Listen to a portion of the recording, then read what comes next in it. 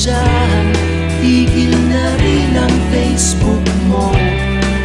Mas importante homework dyan. Pero kung ako ang kausap mo,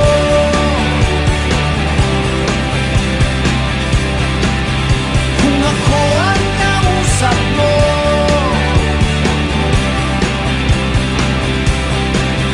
kung ako ang kausap mo, pero kung ako ang kausap mo,